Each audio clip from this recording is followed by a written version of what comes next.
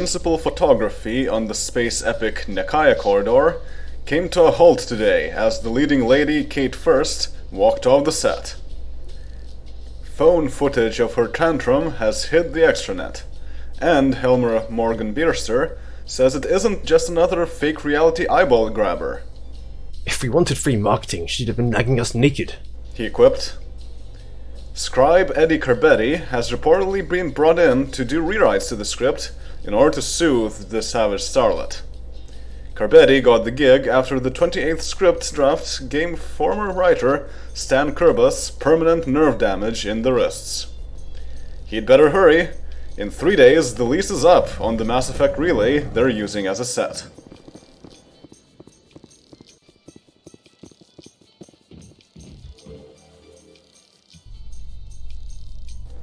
Dalatras Nara of the colony Manovi underwent surgery to remove a stomach polyp today. The surgery lasted 2 hours, and the Salarian matriarch is expected to return to her duties late tomorrow night. One of her personal doctors, Jiahi Urk, confirmed that the polyp was benign and only noticeable due to a slight inflammation that had been causing the Dalatras pain. Before the operation, Nara signed a letter transferring power to Vice Dalatras Husaru, since she would be under general anesthesia for the duration of the surgery.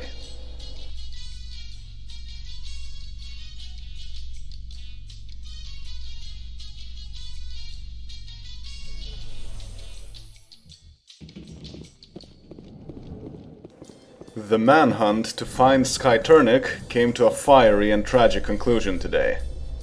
Acting on an anonymous tip, global maritime justice enforcers surrounded a compound on the island of Ness. Cerberus operatives inside attempting to first fight and then flee using the gunships they had used in the Turnic jailbreak. Armor-piercing missiles brought one gunship down over the compound.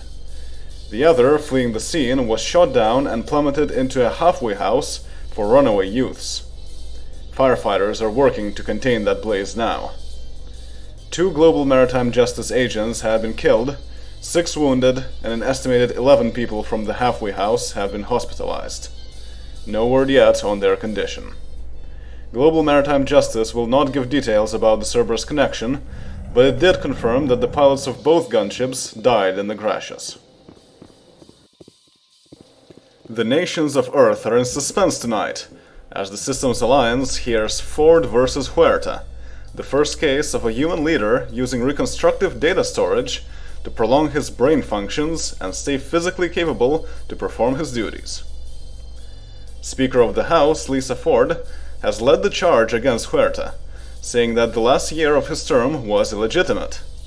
A stroke left the president legally dead and in cryocool for an hour and a half before his brain functions were fully transferred to a computer. The amount of memory degradation was never fully revealed. According to the United North American States line of succession, if Huerta was considered dead, then power would transfer to the vice president, and Speaker Ford would have held the position of vice president for the last year.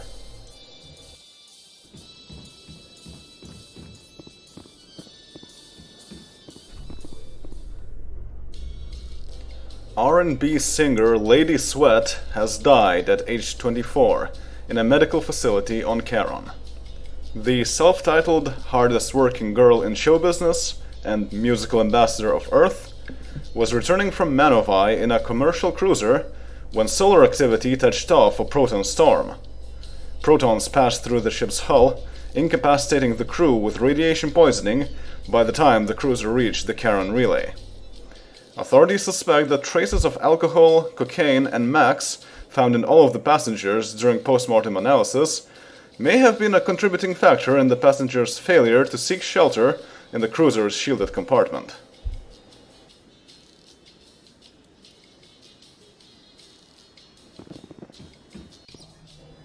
Socialite Aish Ashland is under fire tonight for her comments about the death of Layla Montrose, better known as Lady Sweat. This just goes to show that you can't do drugs and fly a spaceship at the same time, she quipped. You've got to be responsible about it. I know I always snort up somewhere safe, like a police station or courthouse.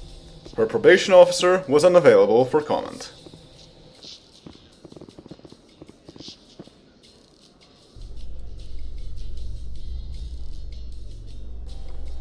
Supplies of the vaccine for simian bacterial fever have run out in many planets across the galaxy.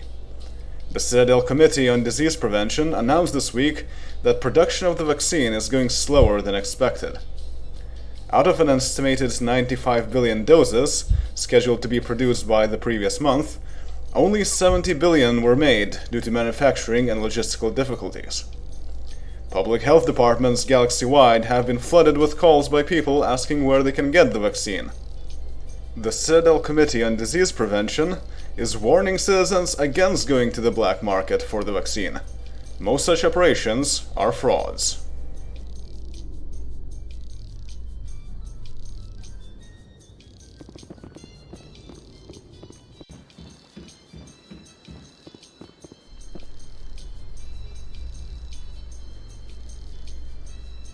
The controversial tell-all ebook, Criminal Negligence, the Citadel Council and the True Story of the Geth Threat, went on sale at midnight last night and was lapped up by lovers of conspiracy theories and politics everywhere.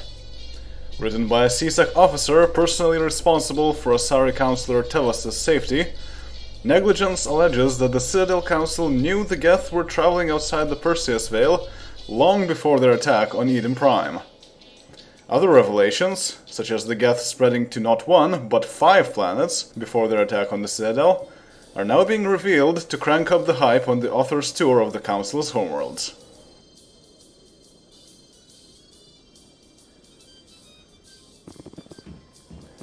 The Manal, a biotically active bipedal animal commonly known as the Asari chimpanzee, has been taken off the critically endangered list after 2 decades of conservation efforts.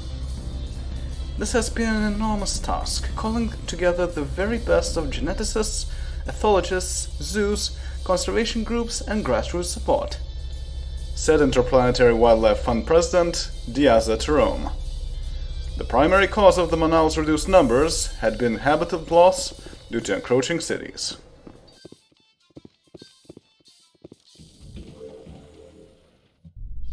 Analysis of the flight path and transmissions of the MSV Severum, the commercial cruiser that crashed on Tatras last month, reveals chilling details of the hijacked flight. As the flight attendants were taken hostage, the pilots turned the ship at the terrorists' request, but not in the desired direction. When the terrorists stormed the cockpit and overpowered the pilots, the flight became erratic as they sought to gain altitude and regain their bearings. Finally, as the crew fought back, the ship rolled and yawed before crashing to the ground and disintegrating. Fortunately, the pilots had disabled the ship's FTL drive, which could have caused a megaton-scale impact.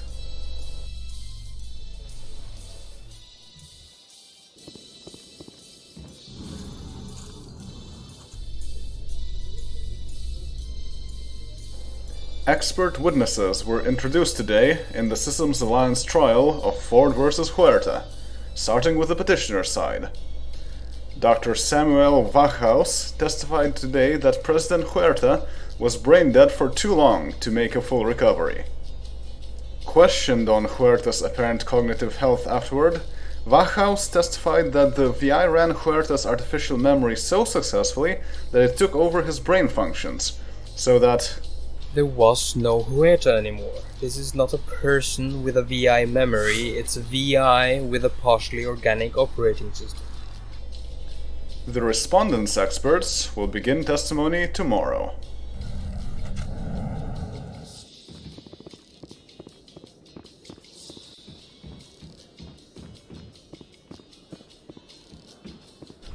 Expert witness Dr. Lin Xuyin testified in the Systems Alliance trial of Ford versus Huerta today.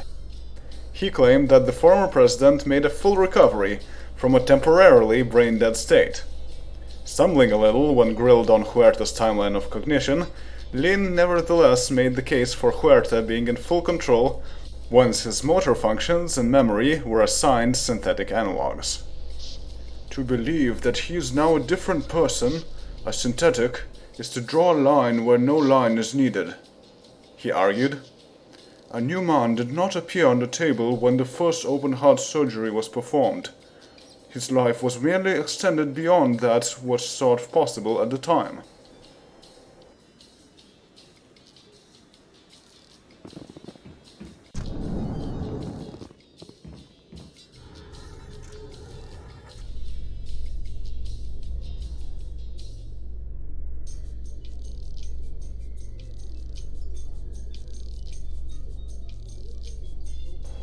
The Galactic Combat Sports League was forced to alter its title card last night after heavyweight contender Bant Kroor came down with simian bacterial fever. Bant says he wants to fight, but he's never been this sick in his life. Says cornerman Leif Karlsson. He's puking out of both stomachs. If he got into the cage now, the only thing he could do is hope the smell keeps Ghuli away. Ghuli, for his part, understands. I don't want to defend my title against someone who's not at their best. The fans want a fight, not a slaughter. However, a slaughter is what they got when Randy Giant Killer Dozwa substituted for Kroor that evening. The human didn't stand a chance against Ghuli, getting knocked out by the 150-kilo Krogan after just 41 seconds.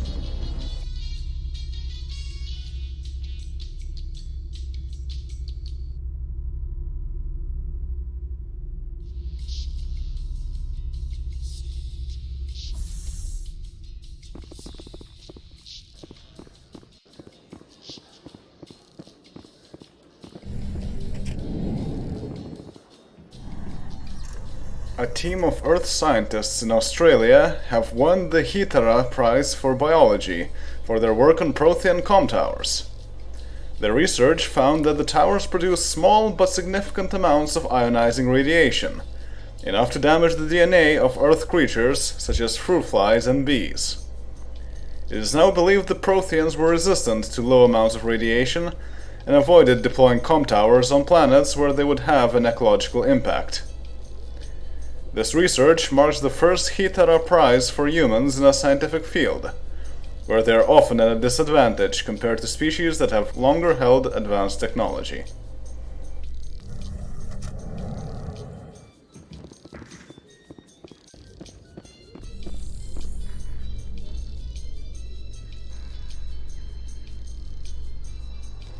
The United Congress of Industrial Miners marched in protest today outside the Citadel building in New Aurora on the planet of Thessia. An estimated 1.5 million union workers and advocates came out to voice their opposition to the Council's plan to lay off more than 90,000 Izu miners, shippers, and refiners. Ostensibly designed to trim the budget deficit in a year of financial turmoil, the plan is seen as a pretext for union busting by the United Congress of Industrial Miners. We know this galaxy runs on ESO. In a year of recession and slow growth, now is not the time to commit financial suicide, stated the United Congress of Industrial Miners spokesperson Narisha Raipat. Council Press Secretary Vananth Tjoen responded with a prepared statement. It is our job to remain fiscally responsible to our member planets, and in tough times like these, we are forced to make unpopular decisions.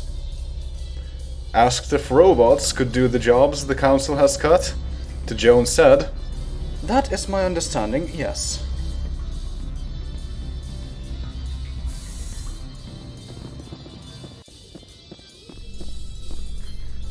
The galactic box office this weekend was dominated by Husk's 2, All Justice. The adaptation of the team's survival horror legal thriller raked in an impressive 2.1 billion credits, followed closely by the Guess What's Coming to Dinner, a sorry romantic comedy, She's a Keeper, which earned 1.8 billion. The week's most dismal showing is from the much-hyped disaster action flick coming-of-age story, Taze Patterson, Part 1, The Beginning, which earned just 433 million. SharpStickInTheEye.com calls it a cheese grater for the senses, is the simul-sim equivalent of pity sacks. Somehow even the action scenes seem bottom-end and stilted, as if created by homeless people finding scraps from better vids in the studio garbage bins.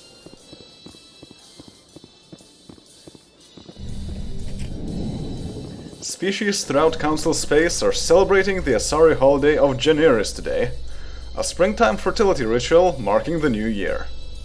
Januaris is celebrated with the making and wearing of flower wreaths, exchanged among friends and lovers. This year, Januaris falls upon the same day as the Earth holiday of St. Patrick's Day, a once religious holiday now widely celebrated in secular fashion with parades and the consumption of green fermented drinks. To mark the dual holiday, humans are making wreaths containing shamrocks, the festival's traditional plant. Earth's Chicago River, usually dyed green for the day, will be dyed blue as a nod to Generis.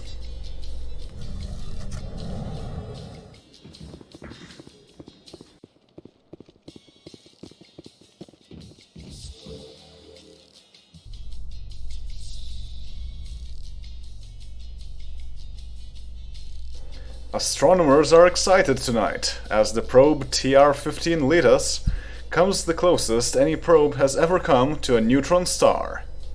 The star in question is in a globular cluster approximately 18,000 light-years from Earth. Though it contains slightly more than 2 times the mass of Earth's Sun, its radius is a tiny 15.8 kilometers, spinning at approximately 24% of the speed of light. The probe was sent to the star via the Kappa Iota relay, a charted but rarely used relay predating the Rachni War.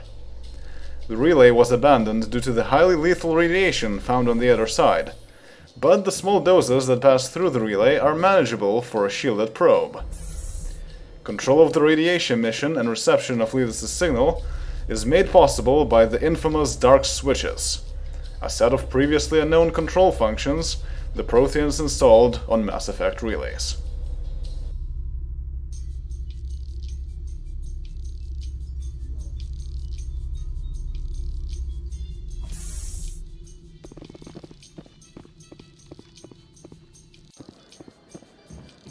GBC News correspondent Robin Lasky has been arrested as part of a mass sweep by authorities in the Republic of Gurst on the planet Tuchanka. Lasky, who was covering the rebellion within the Krogan state, is being held without charge at the notorious Urluka federal prison, where she may be imprisoned for life or face the death penalty. Already, an extranet petition begging for her release has gathered over 50,000 identity tags, but experts remain skeptical.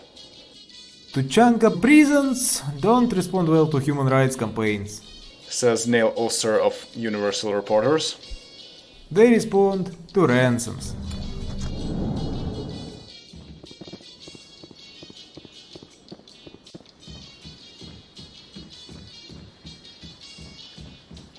A new religion is gaining ground on Earth, Palaven, and Manovi. The Church of the Divine Plan, also known as the Delimitrians, believe that the Citadel was constructed by the Protheans as a space ark, used to preserve life when gamma ray bursts and other lethal space weather sweeps through the galaxy, exterminating all but the faithful. According to adherents, this disaster will strike near the end of the century, and the Citadel Council is criminally liable for refusing to import species DNA to the space station. CSEC classifies the religion as an apocalyptic cult and cites their numerous weapons violations as a troubling sign. The church's annual income is estimated at nearly 900 million credits.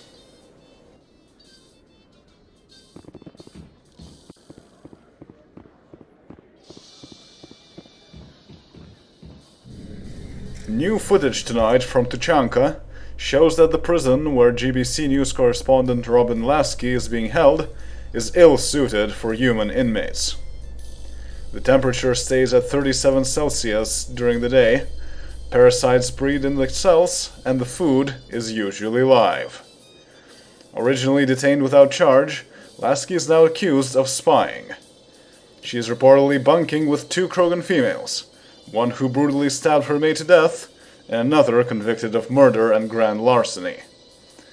GBC News has requested Lasky's immediate release, but officials say she will be part of a mass hearing in a few days.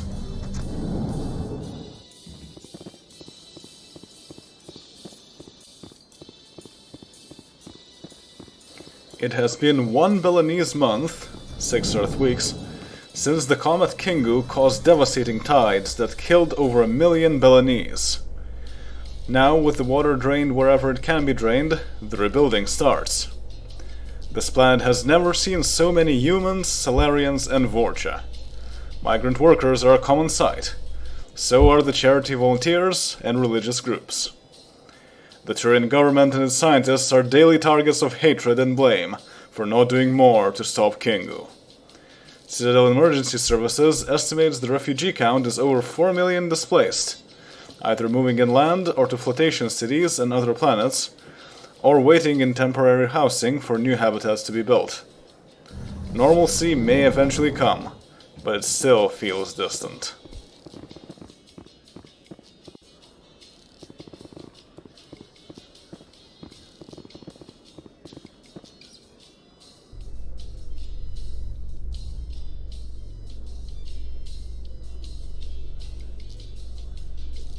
Installation artist June Fasha unveiled her latest massive creation at the seasonal reopening of the Milgram Museum of Art on planet Beckenstein. The piece, titled Connected, features a single beam of white light from Milgram's moon colony aimed straight down to the museum, using carefully placed reflectors and anti-scatter algorithms to bypass atmospheric interference.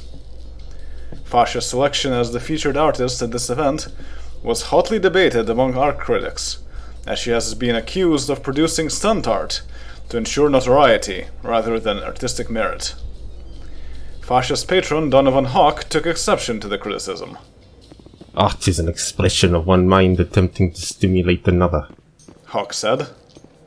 Just because it's big and fleshy doesn't mean it's without value.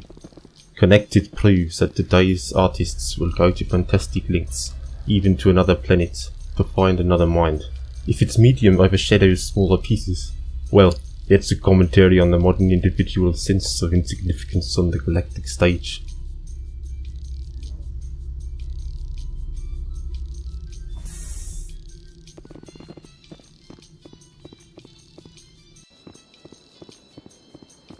After a 5-game suspension, Turian clawball legend Neno Raxirian is back on the scene, just in time for the semifinals against the Tarax Threshers. Raxirian was suspended for having a Jarva string racket, an illegal advantage he claimed not to know about. Coach Helven can't wait to get the midfielder back into the mix. He's got some rust to shake off, but I'd rather have a rusty Neno picking up grounders and sending them downfield than anyone else. He gets the ball to the shooters, and that's what matters. Raxirian himself is modest about his accomplishments. I just want to put this behind me, he says.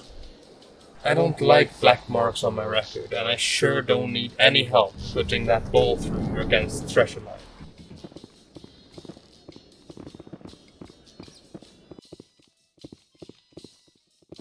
A 24-year-old graduate student has been killed by pod crabs on the planet Vermeer, officials say. The student, Jeff Sizemore, was on Vermeer to do his master's thesis on tide pools and was on a beach when the creatures struck. The large pod crabs feed on mollusk-like creatures and are usually considered harmless by Vermeer natives. There were no warning signs of an attack. The crabs are dumb as stumps and ain't afraid of anything. You can drive a tank through a pack of these things and they won't react, says Vermeer resident Rhene Elaxen. I don't understand, said fellow student Gayle Schreiber. It's like they killed him just because he was there.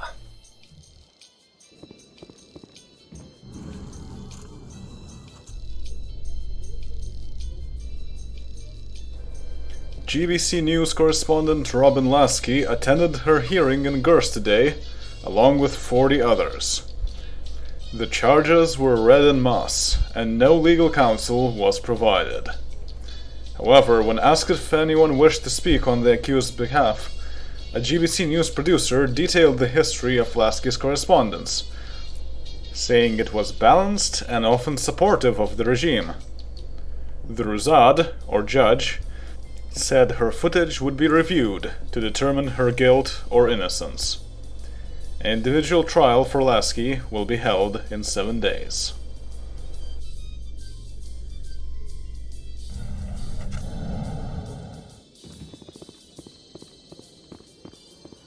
Noveria Now's annual 50 CEOs Not to Mess With issue hits the net today. The EMAG's #1 this year is Eltfell Ashland's energy exec, Jonah Ashland, beating Gunnar Yulas of the Bloodpack Mercenary Company, and third placer Kilira Tanama of Binary Helix. Says the mag, Gunnar can send goons to your door, but Ashland can set the price of Helium-3. Which is more likely to pinch you, your family, your business, and your government. Coming in last was newbie Marcus D'Angelo of Spite Media, whose spat with Prime Minister Amul Shastri of Earth led to a deluge of mocking viral videos until Shastri cried uncle. We'll never look at a Hindu cow the same way again, concludes the Now team. And fortunately for the cows, neither will Shastri.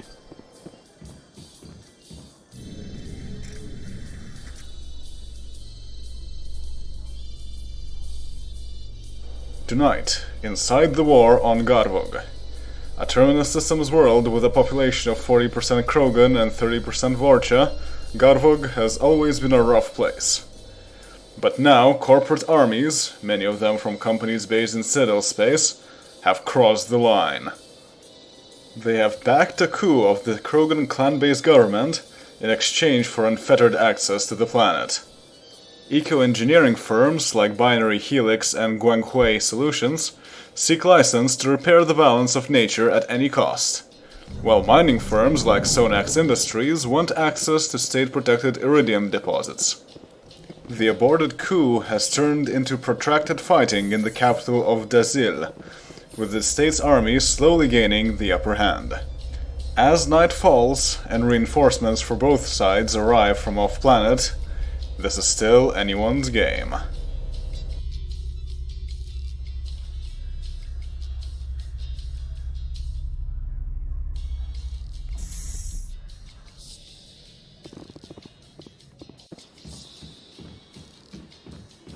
The day was marked by fierce fighting on the planet Garvog, in the Valhallan Threshold.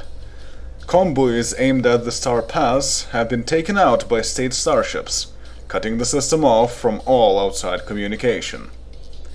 The intergalactic press got a news ship through the relay, bringing video from the planet's capital, Dazil. Corporate forces fought for air and space supremacy, shooting down at least 2 ships, but losing 5 of their own. Artillery pounded power stations and airfields from outside the capital, paving the way for what will no doubt be a push into the streets. This is going to get worse before it gets better, said a Guanghui armored unit commander. They don't know who they're dealing with.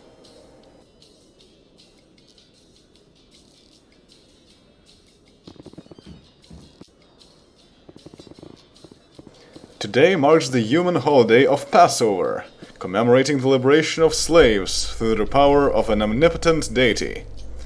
Humans of the Jewish religion celebrate with a special meal of unleavened bread, wine, bitter herbs, and the meat of a young herd animal. During the meal, an ancestral story is recited about the flight from their oppressors and the miracles that saved the Jewish people and gave them law. Songs, prayers, and a ritual reading of questions designed to educate the young round out the ceremony. Traditions differ on whether or not other species are allowed at the meal. One rule says the presence of non-Jews makes the meal impure, but another rule says that all who are hungry should come and eat. The second view has dominated in recent years, and small businesses have sprung up that specialize in making dextroamino acid-based food for Turian and Quarian participants.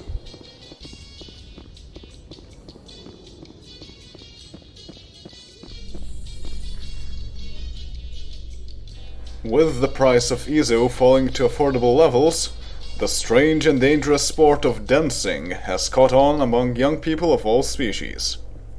Competitors wear Mass Effect field generators turned up to twice normal and attempt to shove one another out of a ring. Described as sumo for the skinny, the sport can easily result in strains, sprains, or broken bones when participants crash to the ground. But fine-tuning the generators allows for competitions that would never take place in a traditional gym. I think it's hilarious, says 50-kilo veteran Jewel Dyson, who has a 13-to-1-to-1 record. I can throw guys 2 or 3 times my size across the room.